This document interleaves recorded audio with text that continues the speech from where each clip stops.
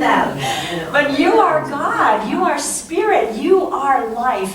The I am in expression here. We are each precious and awesome. And when we don't think or feel like we're precious and awesome, or our neighbor is precious and awesome, we're telling ourselves a lie. The founder of Science of Mind, Ernest Holmes, said this. He said, "The Father is greater than the Son, yet the Father is the Son. And we are each other, and it, with a capital I-T, is in all of us." It is in all of us. In our What We Believe statement, we say in Science of Mind, we believe all people are individualizations of the one Spirit. And whether we call it God, Spirit, Father, Mother, God, Yahweh, whatever we call that source of all life, it said, tag, you're it. You are the divine life. Spiritual teacher Matt Kahn, I love him on YouTube, put it this way, sometimes we hear things differently when they're worded differently. So he's not a Science of Mind person, but he certainly teaches what we believe. He said this: "The light of divinity has taken shape and form and is exploring its never-ending potential as infinite universes of people, places, and things." The light of divinity has taken shape and form and is exploring its never-ending potential as infinite universes of people, places, and things. So what is having the personal experience of being you is the light of divinity. Isn't that cool? Love that. Our teaching symbol speaks to this. There's the V. And notice this V is kind of like this. So the V, the top of the teaching symbol, represents spirit. And the V itself represents spirit descending into form. So while the top is that infinite intelligence or creator, the bottom third here is the physical universe, including you and me. And our spiritual leader, former spiritual leader of Centers for Spiritual Living, Reverend Dr. Kathy Hearn, had this little exercise I'd like you to, if you're willing, to participate in. So I'm going to invite you, if you're comfortable, to stand up for just a minute. Give yourself a little room if you can on either side of you, and raise your hands overhead in a V. Now you have become the Science of Mind teaching symbol. Yay! So I want you to look up as if you could look up through the ceiling, up beyond the building, up beyond our city, and into the infinite cosmos and the divine reality that stands behind it and became all of this down here, all of us, what we see, including us.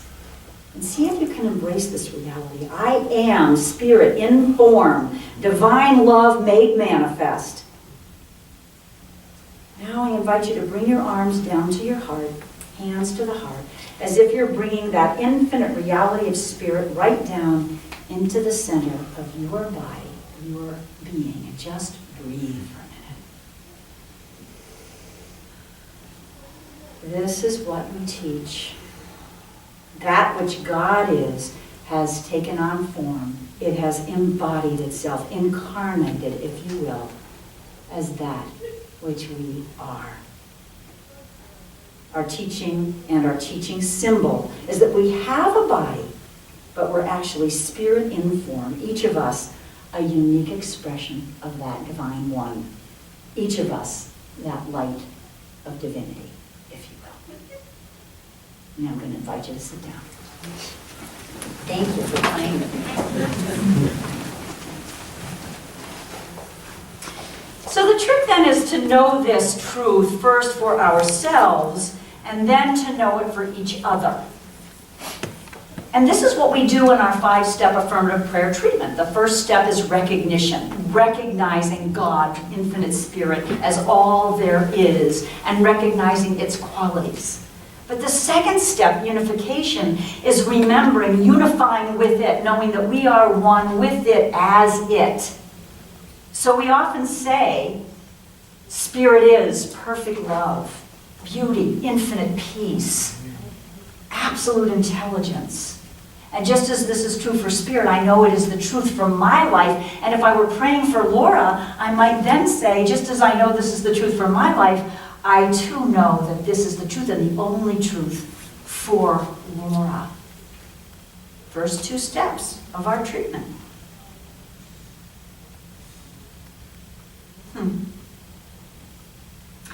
So part of our topic today is open communication, which I think speaks to having open communication to the truth, to remember who we are and who our brothers and sisters are. But the other piece to the theme this month is inclusivity.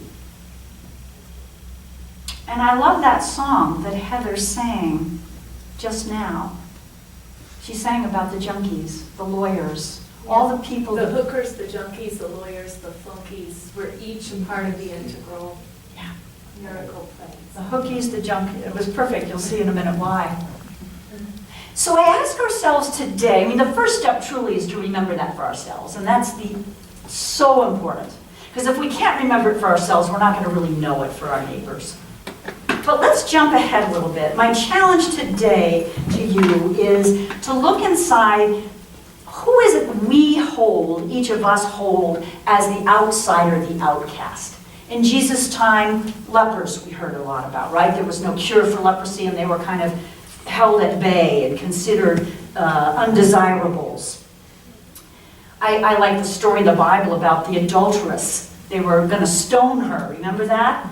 And Jesus said, "Let he who has never sinned cast the first stone." Interesting, isn't it, that they were going to stone to death the adulteress? Takes two, last I checked, to commit adultery, right?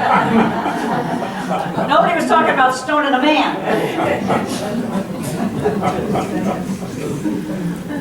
So looking into our own hearts, who is it we today hold as the outcast, the pariahs, if you will? In the Indian culture, there was that lower caste that were considered the untouchables in olden days. And the pariah being any person who was despised, who was rejected by others, who was held on the outside.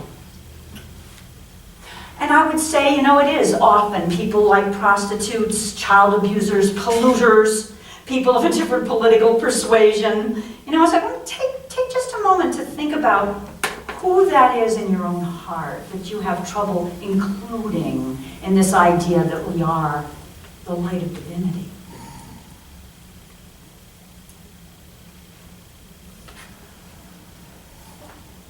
And I'm going to tell you a story. It's a big lesson I learned when I was in my 30s about this idea of holding somebody out there.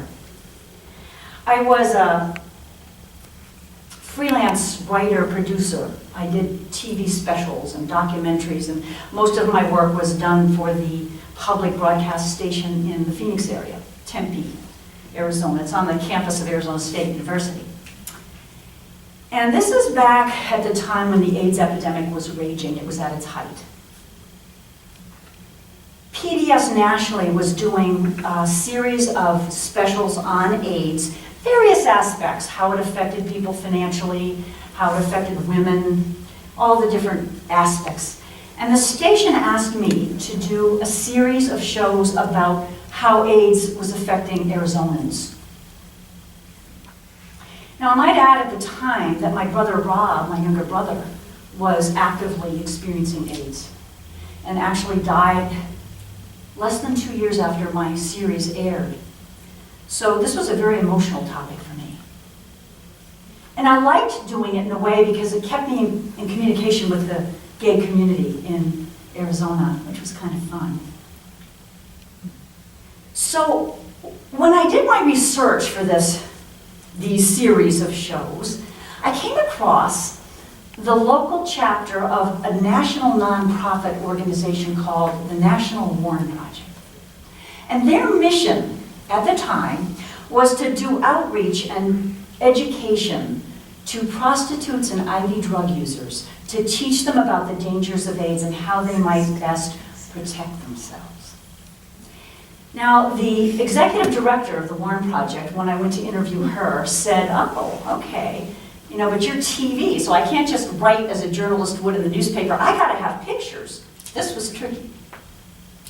So she invited me and the videographer who was going to work with me on the project to go out on rounds with two of the caseworkers as they did their thing. And if they approved of us at the end and we gained their trust, we could then go out again and take our cameras. Now, interestingly, I told somebody this story recently. Jan Kenny was the executive director. She said to me, well, Kimberly, you can dress, to fit in. You can dress either as a hooker or as a drug user. Well, I kind of knew what a hooker dressed like. I didn't really know what a drug user. She said, well, a drug user, no makeup. That was a challenge for me. Jeans, ratty clothes, don't do any fuss with your hair, which was a bigger challenge for me. So guess which one I chose? Hooker. Nope. I was a little more comfortable with just, not being a hooker. So off we went. Now this was an interesting evening, and I think back, I was married at the time, and I think back, and I think, God bless my husband Jack, because he didn't say, you're gonna what? This was in the seediest parts of town, at night, in the wee hours. The two caseworkers were named Nora and Angie, I think. I remember Nora. Now, mind you, they were former prostitutes and drug addicts that now had the wherewithal to care about these women and to teach these women. So off we went. We would be riding in their car with them, sitting in the back seat, my videographer shooting, and they'd pull up to, ladies on the street.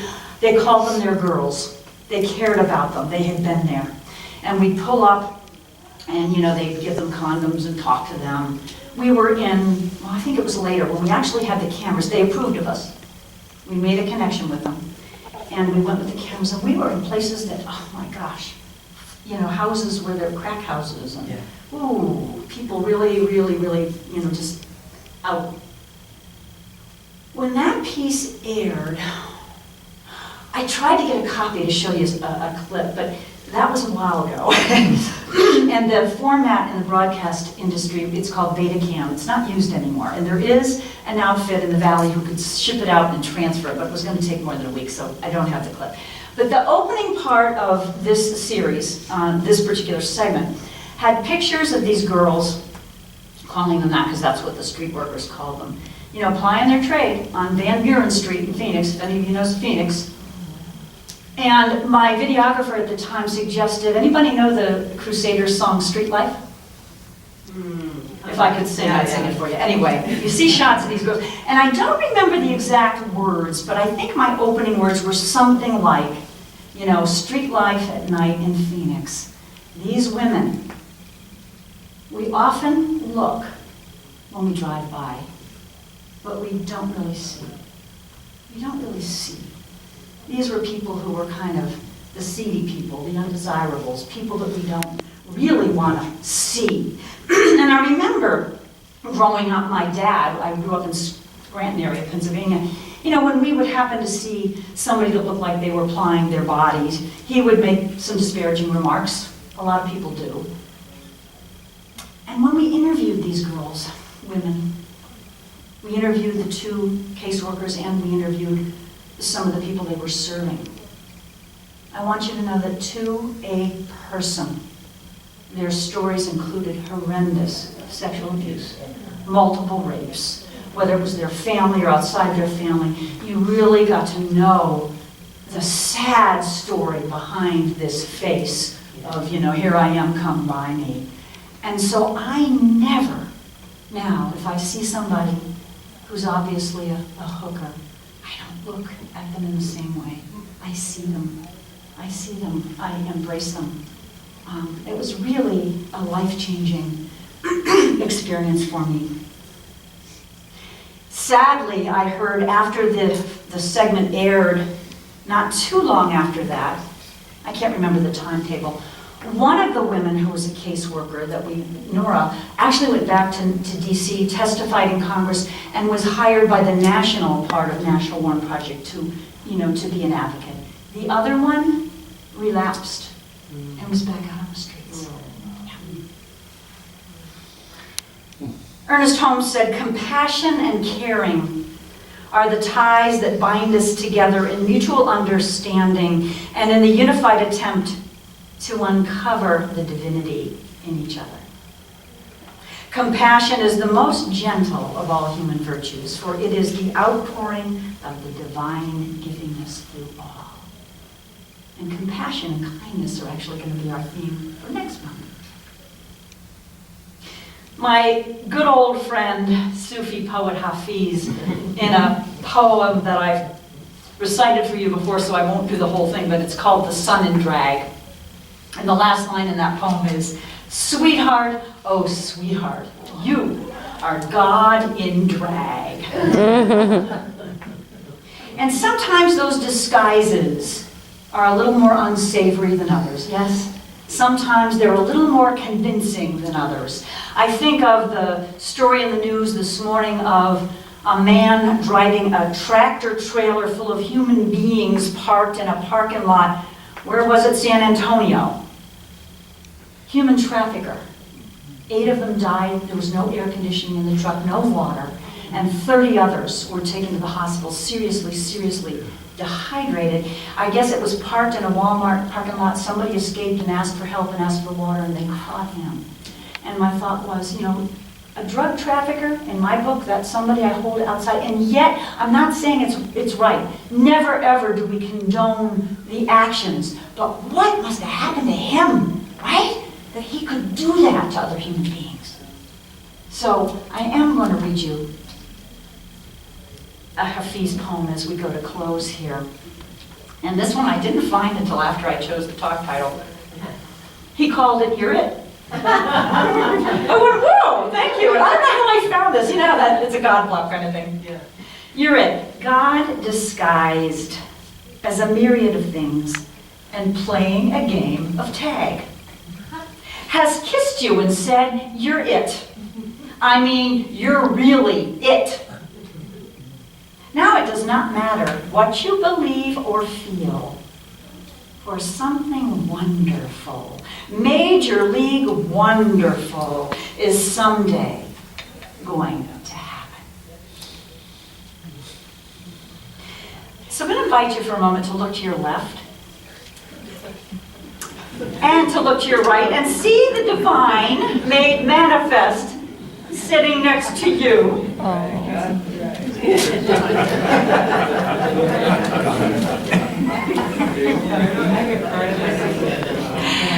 And the invitation this week, my friends, is to do just that. Not just for your family members, for community members, for neighbors, but to do just that. No matter who you're looking at, no matter who you're reading about, no matter who you're seeing in your daily life, to look at that person and to remember that at some point, Spirit said, "Tag, you're it." Yay.